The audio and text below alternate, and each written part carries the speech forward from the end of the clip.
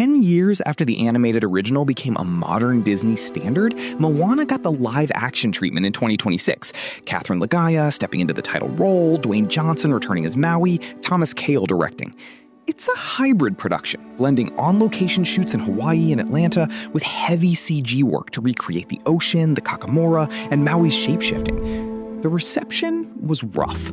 Critics largely called it an unnecessary retread, visually stiff, dramatically inert, arriving a mere decade after a film that hadn't aged a day.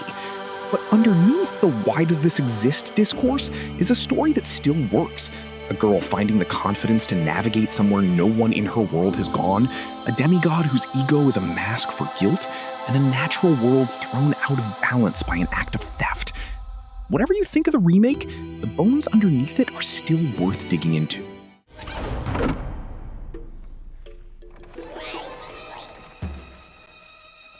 I'm gonna need that heart.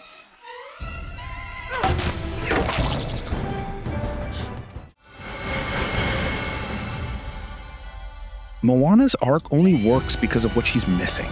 Nobody on Motunui can teach her to sail past the reef. The knowledge is gone, buried by a generation that chose safety over the ocean. So what she's really doing isn't following a map. There is no map. It's trusting a set of instincts she's never been allowed to use, reconstructing a skill her ancestors mastered and her parents abandoned. That kind of navigation, the kind you have to relearn from scratch under pressure, shows up in stories far from the Pacific.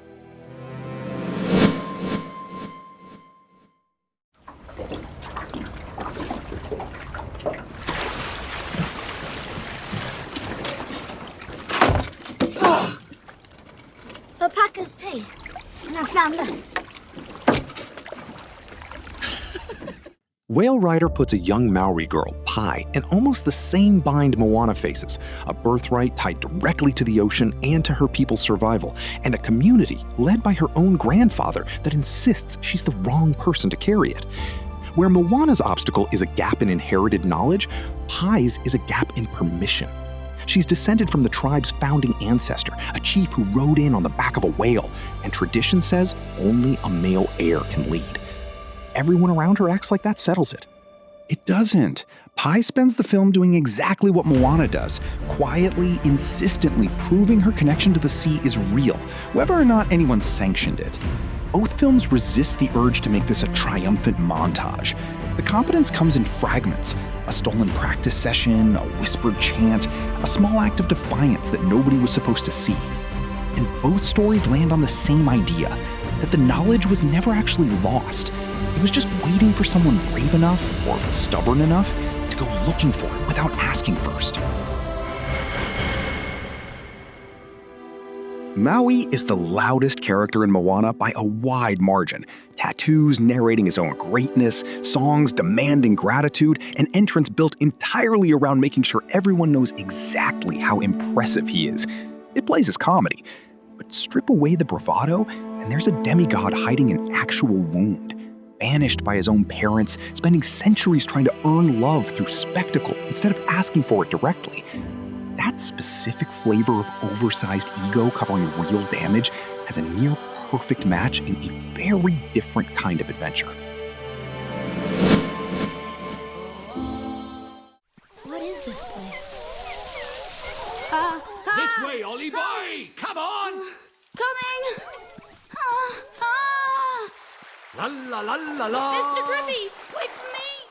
Ni no Kuni pairs its young hero, Oliver, with Mr. Drippy, a small, self-important fairy who introduces himself as the Lord High Lord of the Fairies, and never really stops reminding you of his rank. He's pompous, easily offended, prone to grand pronouncements about his own importance in a story that clearly doesn't need him to be that important. It's the same comic engine as Maui, a supernatural guide whose confidence is turned up loud enough to be funny. But the game, like Moana, doesn't leave it at a joke. As Oliver's journey continues, Drippy's bluster starts cracking open into something closer to genuine investment. A creature who spent so long performing importance that he's forgotten how to just show up for someone without the theatrics. The parallel isn't just loud, magical sidekick. It's specifically that the performance is a defense mechanism, one that both stories are patient enough to let their heroes see through. by the time either guide finally drops the act, it means something. Because you've watched exactly how hard they worked to keep it up. Tafiti isn't a villain. She's a victim, a life-giving island goddess who, once her heart is stolen, transforms into Teika, a scorched and furious avatar of everything she used to nurture. The film's real climax isn't a battle, it's a restoration, recognizing that the monster in front of you used to be something whole and giving it back what was taken. That idea, nature turned violent by human theft and healed only through return rather than destruction, has one towering cinematic predecessor.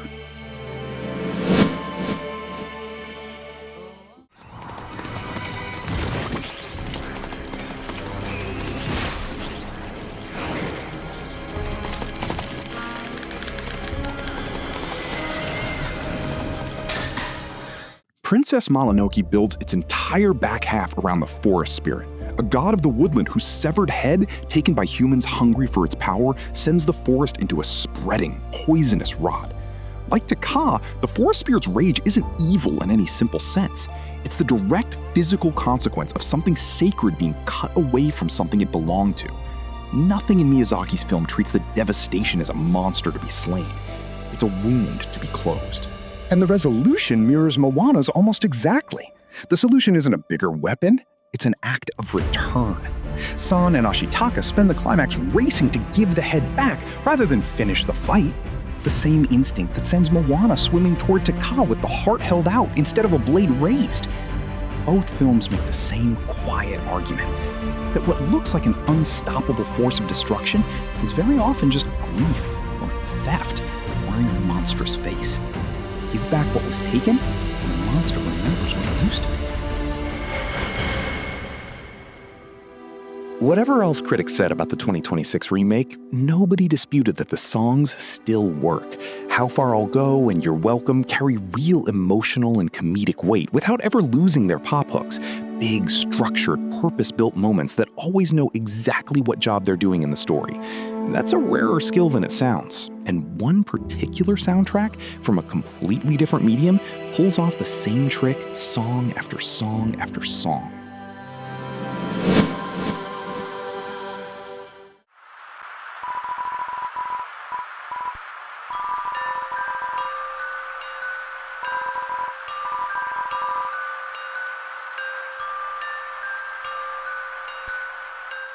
Undertale is, on paper, a small indie RPG.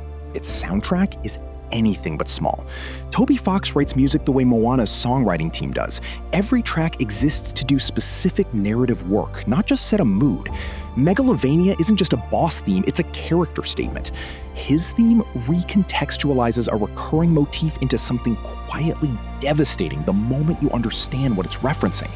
The game trusts its music to carry information the dialogue hasn't said out loud yet. That's exactly the muscle Moana's songs flex. How Far I'll Go isn't a mood setter, it's Moana articulating a want she can't yet say plainly to another character. You're Welcome turns exposition about Maui's backstory into a full comedic set piece without ever feeling like a lecture. Both works understand that a song earns its place by doing story work a scene of dialogue would take 3 times as long to accomplish. And both use that trick often enough that even the quieter, less iconic tracks still land. The loudest question hanging over this remake, in nearly every review, was the simplest one. Why does this need to exist? A film barely a decade old, redone in live action, with a story that changes almost nothing structurally. It's a fair question, and a familiar one, since Disney's live action era has asked it about nearly every entry. But it isn't always fair to the result. Every so often, one of these remakes actually answers the question convincingly. Let go of your fear now. Trust in me. The Jungle Book faced the exact same skepticism Moana did. Another beloved animated classic, remade a lifetime after the original with a built-in audience ready to call it pointless. Jon Favreau's version silenced most of that skepticism almost immediately. The technical leap was real. A nearly entirely CG world built around a single live-action child actor, rendered with a photorealism that made the why remake this question feel almost beside the point. You weren't watching a copy, you were watching something genuinely new built from familiar material. More importantly, it didn't just update the visuals. It found sharper stakes, a more coherent villain arc for Shere Khan, and a tone that stood on its own rather than leaning on nostalgia to do the work. Critics and audiences largely agreed it justified itself. That's the version of this experiment Moana's remake was chasing, and by most accounts, didn't quite catch. But the Jungle Book proves the format isn't doomed by default. Done with enough technical ambition and a clear reason for existing, a Disney live-action remake really can clear the bar. A demigod's ego, a goddess's grief, a girl relearning what her ancestors forgot. None of it needed a live-action upgrade to work. But whether or not this particular remake found its footing, the story underneath it still does. Sometimes the version worth revisiting isn't the newest one. It's just the truest one.